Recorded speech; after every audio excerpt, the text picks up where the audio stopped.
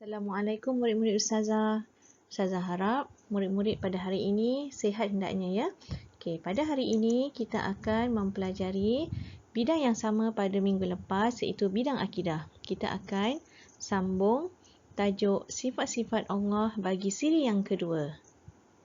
Baiklah murid-murid, kita akan nyanyikan semula lagu yang telah kita pelajari pada minggu lepas iaitu lagu tentang sifat-sifat Allah. Okey, Ustazah harap murid-murid dapat ikut nyanyi sama-sama ya. Okey, dah sedia dah? 1, 2, 3.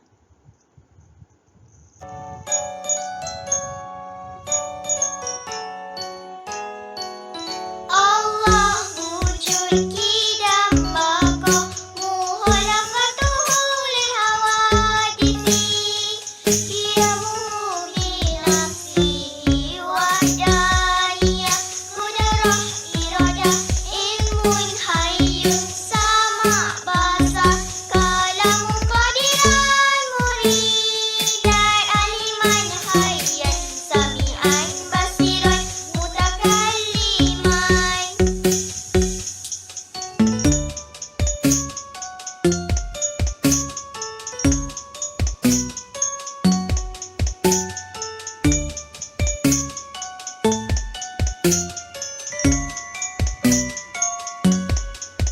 Allah wujud kidam baka muhalafatuhu lihawadisi qiyamuhu binafsihi wahdaniyah qudrah iradah ilmun hayyun sama basar kalamu qadiran muridan aliman hayyan sami'an basiran mutakalliman.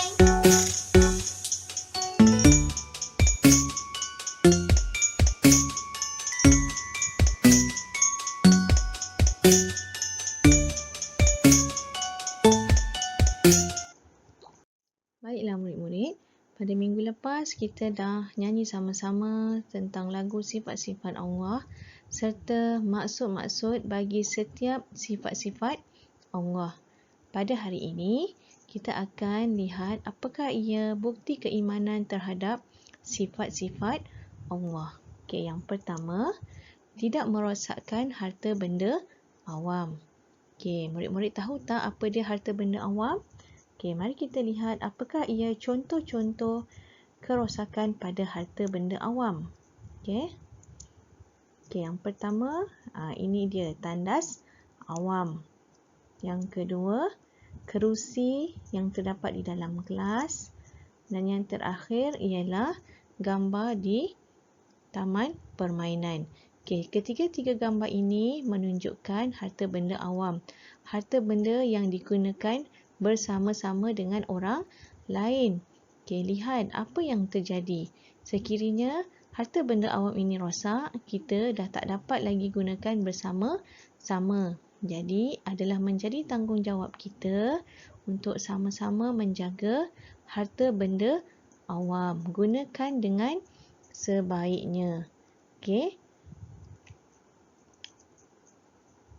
Yang kedua, kita hendaklah sentiasa redha dengan ketentuan Allah. Setiap ujian yang datang dalam hidup kita, kita hendaklah terima dengan hati yang terbuka. Fikir dengan tenang, setiap musibah yang berlaku dalam hidup kita adalah ujian daripada Allah kepada hamba-Nya. Antara contoh-contoh ujian yang berlaku dalam hidup kita, yang pertama, berlaku kejadian banjir. Yang ini baru berlaku kebelakangan ni kan. Okey, yang kedua, apabila ditimpa kesakitan, tidak sihat. Okey, yang terakhir, apabila salah seorang daripada ahli keluarga kita meninggal dunia atau kawan-kawan kita meninggal dunia. Ketiga-tiga contoh ini adalah contoh ujian yang Allah turunkan atau berikan kepada hamba-Nya. Kerana Allah Maha berkehendak. Jika Dia hendak meletakkan sesuatu ujian kepada hamba-Nya, maka ujian itu akan berlaku. Jadi, kita sebagai makhluknya sebagai ciptaannya tidak mampu untuk menghalang setiap apa yang Allah kehendaki. Oleh itu, kita hendaklah sentiasa redha dan berlapang dada. Fikir dengan positif, apakah hikmah di sebalik musibah yang Allah turunkan kepada kita. Seterusnya, yang ketiga ialah tidak menipu ibu bapa. Sebenarnya, penipuan ini tidak terhad terhadap ibu bapa sahaja, tetapi kepada semua orang. Kita hendaklah sentiasa bersikap jujur. Okey, cuma dalam konteks pelajaran pada hari ini lebih berfokus kepada tidak menipu kepada ibu bapa. Mari kita lihat contoh gambar ni, gambar kartun Pinocchio. Pernah lihat tak cerita ni? Bagaimana kartun ni yang diperbuat daripada kayu, dan bila dia bercakap bohong sahaja, hidung dia akan menjadi panjang. Lama-lama terlalu panjang sampai susah nak bergerak. Ini menunjukkan bahawa perbuatan menipu ini tidak bagus, dan di sisi Allah ia adalah sangat dibenci.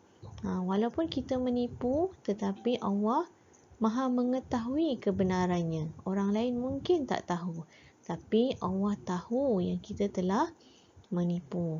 Jadi, cubalah kita sedaya upaya untuk mengelakkan perbuatan menipu orang lain untuk kebaikan pada diri kita juga. Okey, yang terakhir, tidak melakukan kejahatan. Sebab kita tahu bahawa Allah Maha melihat setiap apa yang kita buat. Okey, antara contoh perbuatan jahat yang perlu kita elakkan, yang pertama ialah merompak, mencuri. Okey, yang kedua, menghisap dadah. Okey, sebenarnya banyak contoh-contoh lain perbuatan jahat yang perlu kita elakkan. Setiap segala tindakan yang kita hendak buat, kita hendaklah berfikir panjang akan akibat buruk daripada perbuatan kita. Gunakan akal untuk berfikir sewajarnya. Ingat, apa yang kita buat, walaupun tiada siapa yang melihat, tetapi Allah Maha melihat apa yang kita buat, walaupun kita cuba buat secara bersembunyi. Baiklah murid-murid, apa yang Ustazah boleh rumuskan hasil daripada pembelajaran kita dalam tajuk sifat-sifat Allah ialah beriman dengan sifat Allah akan menjadikan kita orang yang berdisiplin serta berakhlak mulia. Allah sukakan umatnya yang sentiasa mengikut apa yang telah Dia aturkan. Ikut apa yang boleh mendatangkan pahala. Cuba elakkan, cuba jauhi perkara-perkara yang boleh membawa kepada kerosakan, yang boleh mendapat dosa. Kerana titik akhir hidup kita adalah untuk masuk ke dalam syurga. Jadi, setiap tindak tanduk kita hendaklah berfikir dahulu menggunakan akal yang waras sebelum membuat sesuatu tindakan. Akhir kata, itu saja untuk pelajaran pada minggu ini.